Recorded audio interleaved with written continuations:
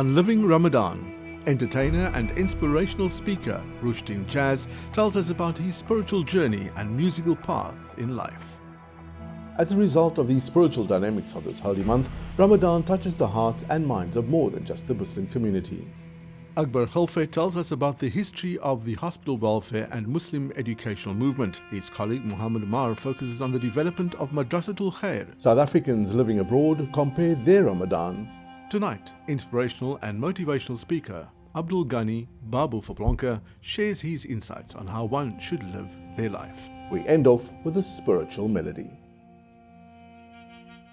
So subsequent to matriculating in 1995, and gosh, it feels like summer of 69.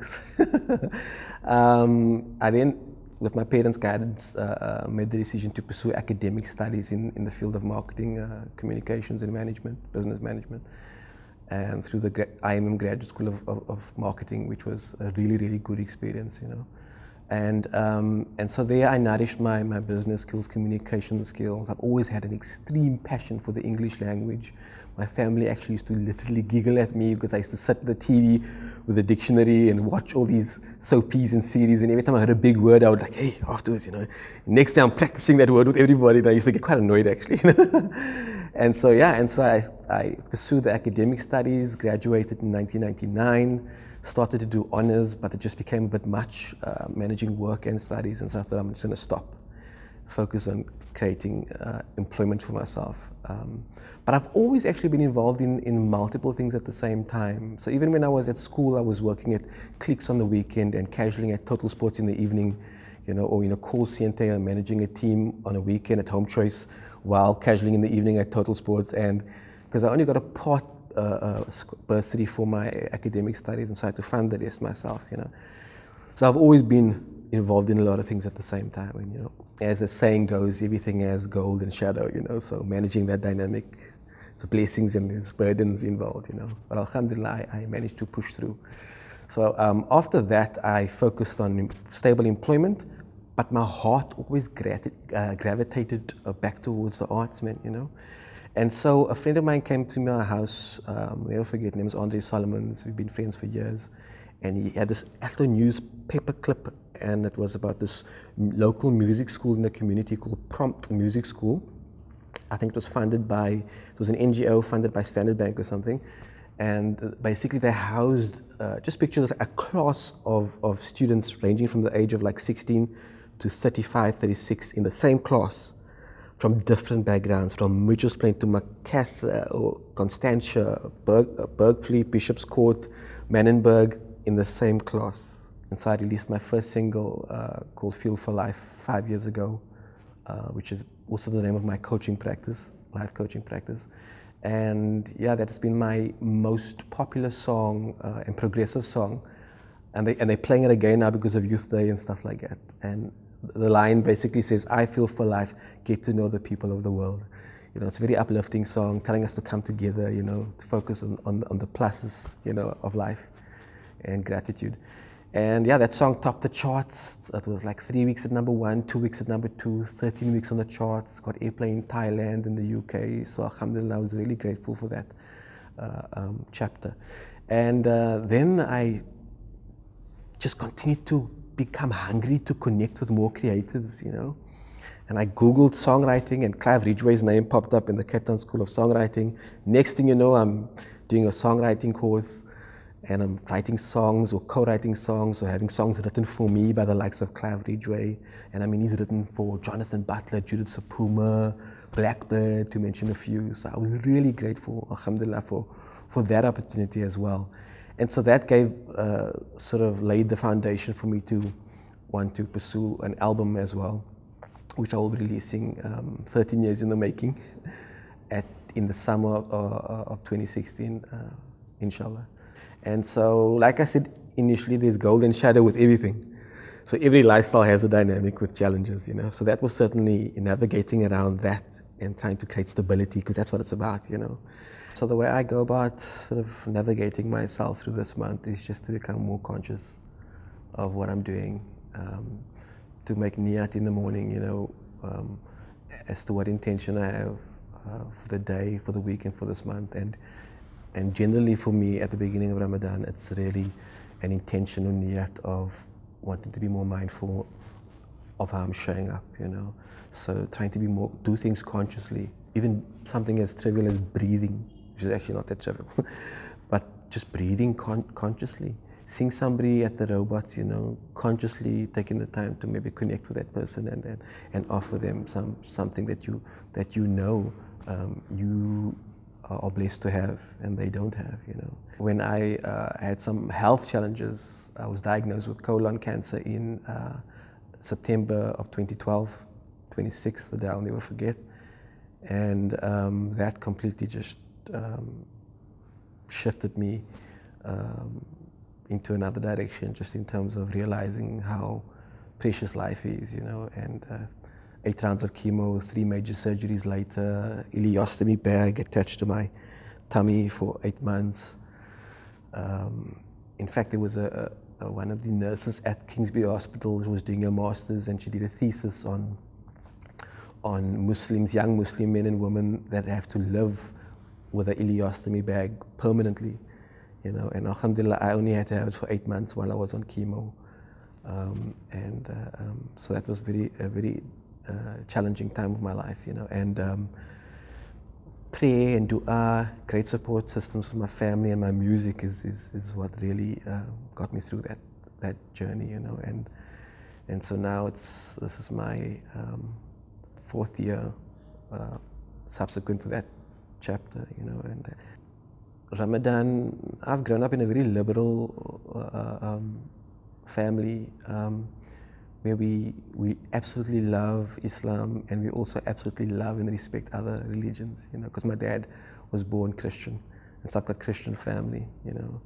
And for me, Ramadan is really about just becoming even more conscious about how you're showing up in the world, you know. I think it's something, it sounds idealistic, but it's something that I think most people strive for, even outside of the context of Ramadan. But certainly you're much more acutely aware, or I am, I'll own that statement, I am much more acutely aware of, you know the saying, from him we come and to him we will return. And so this month is really, for me, becoming more conscious about how I'm showing up, you know, in the world, building the capacity to be more compassionate, more empathetic, you know, realizing that we all have a basic human need to give, and we also have the same capacity to receive, you know, and just going out there and asking yourself, or asking myself through every interaction that I have with people is, how can I add value, you know? And so we are living in a time, particularly in this African context, where there's a very much of a poverty-conscious energy floating around, you know. And so I try very hard to not subscribe to that, because I believe everything is energy, you know, and people are manifesting all the time, you know, through their words, through their thoughts, their beliefs and their values.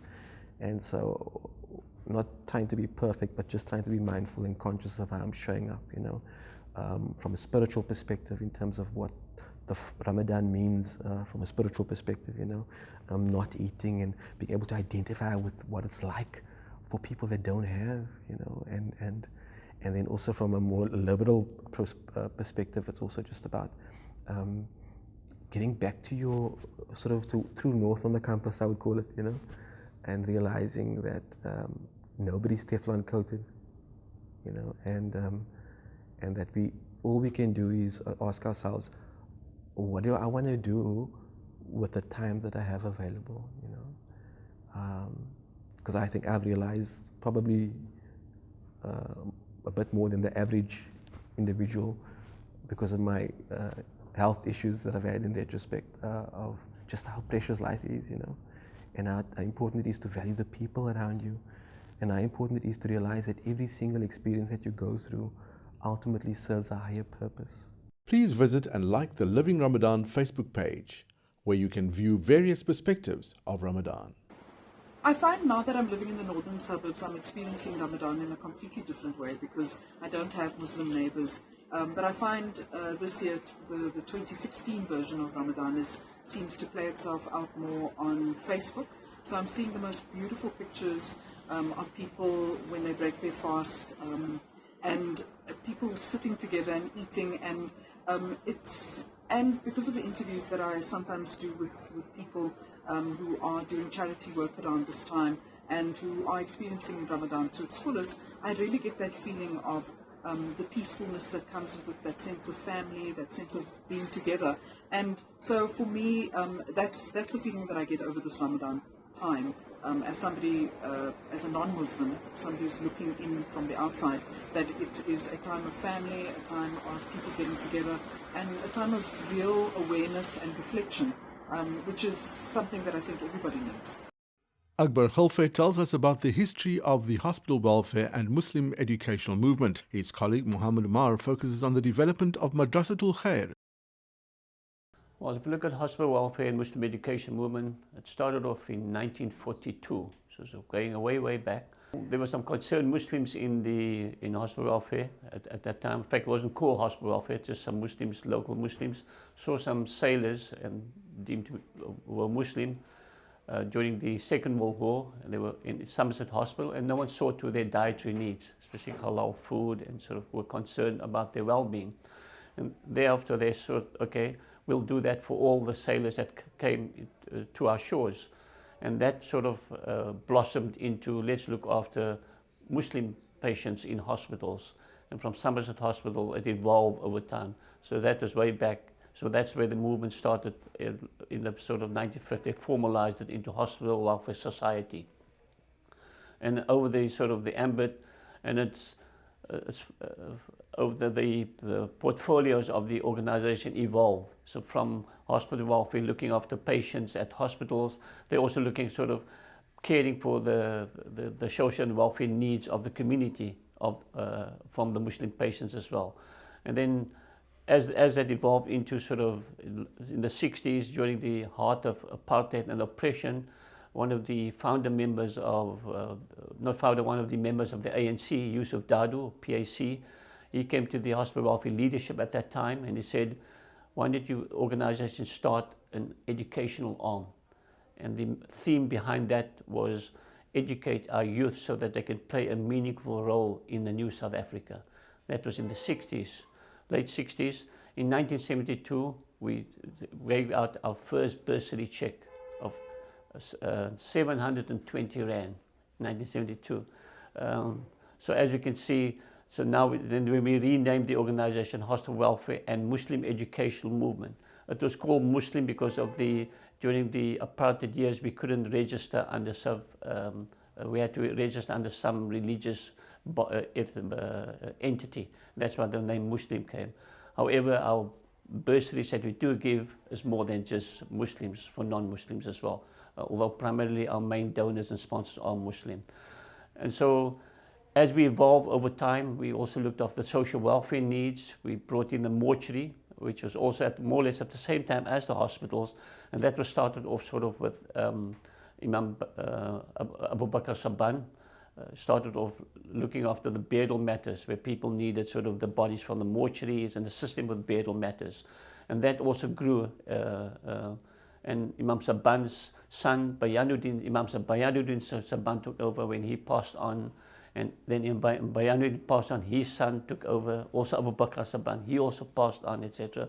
So primarily so we started with hospitals. We're doing 23 hospitals, mostly state hospitals, and some private hospitals as well, where you do the food inspections at these hospitals on a monthly basis. And then we also do sort of the social welfare activities, which is an ongoing thing. Education portfolio, where we assist people with needy students with loan bursaries, and we've got the school for the visually impaired, Madrasatul Khair, where we have school classes on every Saturday. The students at Madrasatul Khair utilize a Quran written in Braille. Each Braille letter, or cell as it's termed, consists of 6 dots, arranged in a pattern of 3 dots down and 2 across. Different combinations of these dots make up the different letters of the alphabet, and each of these combinations can consist of up to 6 dots. Way back in 1980, we were very closely associated with that organization at the time. At the time, the founder member was the late Yusuf Johnson, and he, of course, at the school was a very vibrant school at the time. They were teaching fiqh, does read, all that thing. We're using the Braille alphabet, as it were, which consists basically, you won't believe it, it's only 6 dots, in fact, to be able to read the Arabic script, etc. And over time, as they progressed and so forth, the students graduating from that particular madrasa, on his passing way back in 2001, the madrasa started foundering because I think he basically he was my main person, the driver behind that particular organization, as it were. And the support sometimes, being a Muslim organization is not easy. And it's a unique organization. They're a teaching institution which catered for those visually impaired people. Hardly any. In fact, it's a unique in the Western Cape, in fact. And he worked closely with a sister organization called Nur, which is in Pietermaritzburg. Having said that, the teacher at the time, since his inception, in fact, the hospital was approached by Mr. Khalfe, the late Mr. Khalfe was approached by him to assist financially in the salaries of the teacher, which we did, in fact. And that teacher became so close to us in a way that he started respecting the organization for what it was doing, for its empathy and its interest in education, as it were, because that's our forte in the case. So when he passed on, the studio principal, the organization floundered, as it were, and there was no other support structure for him. The teacher, having had experience with what we're doing, how we conduct our activities, approached us to adopt the organization. Well, after much consideration, said deliberation really, he actually, we decided yes, the executive said yes, fine. And we then adopted and relaunched the organization as Madrasat al-Khair. We teach them life skills, etc. We have quite a sort of a number of events with them, and they've certainly relished that sort of opportunity when we have a long cane rally with other schools for visually impaired. We go out to Atlantis, wherever the race takes place. And then where there's an elite walkathon, so, we took them to the District 6 Museum, whatever outdoor activities we can, at least maybe once, 3 times, at least 3 times, 4 times a year, some activity we do it. Tough economic situation. We get hundreds of applications for bursaries, and our bursary is a loan bursary. We made it a loan bursary so that we can teach students responsibility. If you give everything free, then people don't value it. But it's not just it's an interest-free loan bursary, and we always say, when you buy the means, you start paying us back. And we don't ask for money up front, cash or anything like that. We're saying, at least on a monthly basis, you try to contribute back into your coffers so that we can use that same money for another deserving student. So it's quite a sort of, we go through a series of interviews. We just don't give bursaries. You have to motivate why you need a bursary. We look at the financial circumstances of the family. We look at what you're studying at, etc. And then we interview students, and then we have sort of, our pie is only so big. And sometimes we have to say no to students, which is sometimes hard sore, but we try our best. We don't give a full bursary, we give partial bursaries so that we can give more students can benefit from sort of the budget that we have for that. And on average, we do 70, 80 students, and we've also been fairly fortunate that a number of family trusts, other organizers come through hospital welfare to administer their bursaries. Even the Imam Abdullah Harun Trust, although they collect their own funds, but we administer the bursaries on their behalf. We help them with the interviews, etc. So we're forming a good partnership with other organizations, other family entities that got monies that they want to sort of trust money or sort of give a bursary trust fund on behalf of their late parents, and we administer that for them. So it's certainly a milestone for the organization, certainly a milestone for the community that we have existed for so long. So we say shukr to the Almighty Allah and for the community that's always been behind us. And we are planning a series of events. Our anniversary will commence in August 1942, and we're planning a series of events for each of the portfolios, and we're going to use the word commemorate, not celebrate. Celebrate means spending money. Commemorate means we have to remember the good things and try to see the way forward for the inshallah, maybe for the next 75 years. So each of the portfolios will have some activity, and we're still in the planning stage, and we will let the community know in due course what that's going to entail.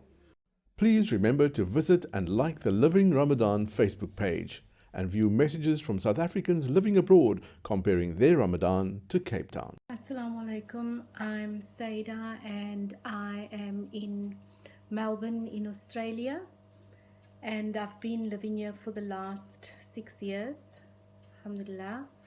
There are many Muslims from various communities, from various nationalities, and that's probably the best thing that we like about the Muslim community in Melbourne.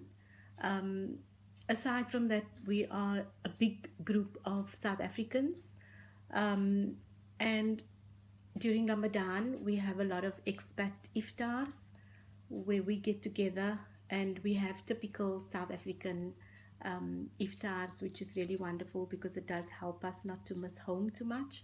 So we have all the typical South African meals and especially buka treats, iftar treats, very similar to back home.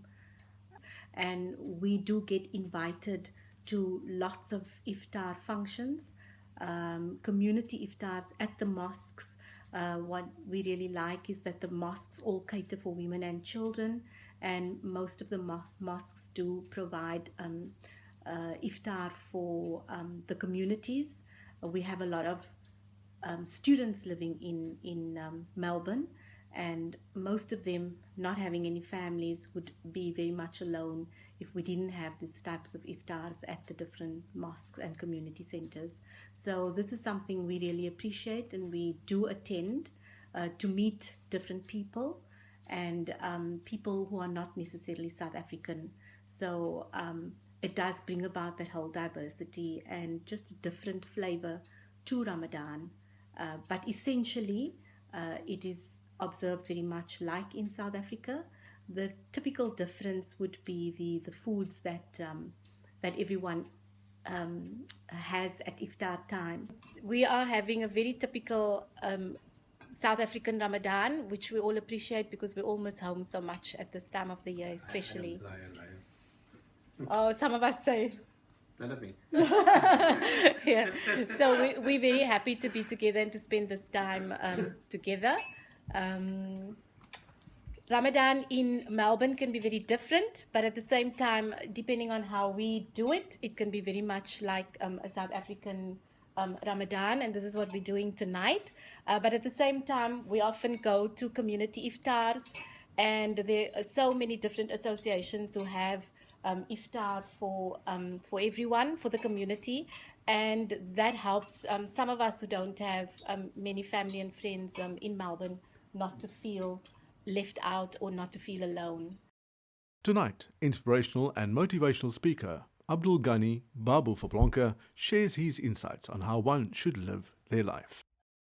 I find it very strange why some people devalue themselves all the time, or they think less of themselves. Just to give you a sort of an analogy, if you take a 100-cent note and you throw it on the ground, you fumble it up, throw it on the ground, you stomp on it, even throw some juice on it if you wish, but you pick it up, it's still a 100-cent note. So it doesn't matter when people stomp on you or belittle you or try to make you feel bad. You are still unique and of the greatest value. And now, time for our spiritual melody. हल्के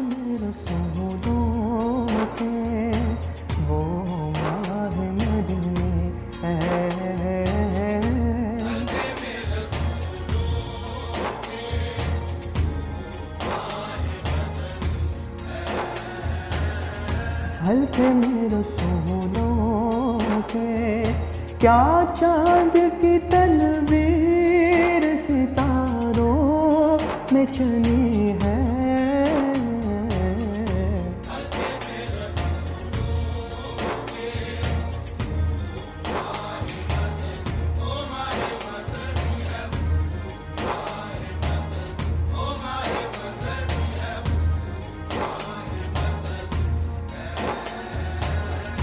हल्के मेरे सोनों के क्या चांद की तनवीर सितारों में चली है।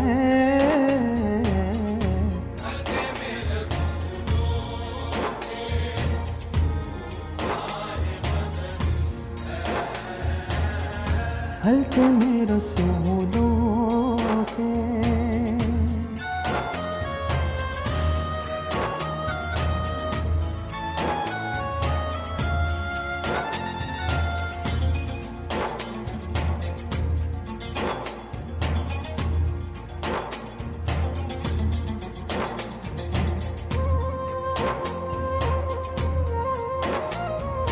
मैं उनके गुलामों में हूँ जो सब कहरा का।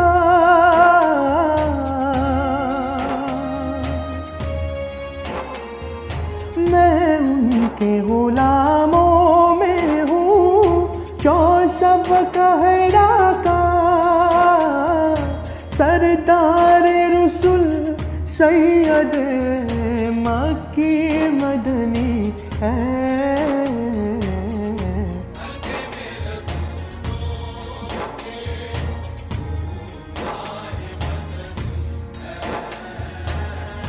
हल्के में रसूलों के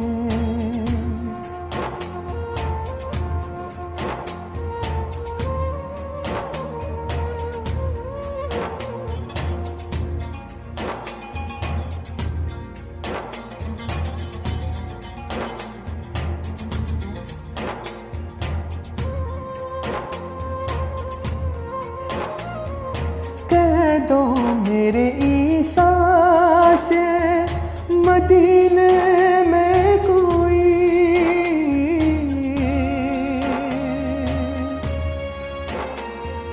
कह दो मेरे ईसा से मदीने में कोई अब जान पे बीमार मोहब्बत से बनी है।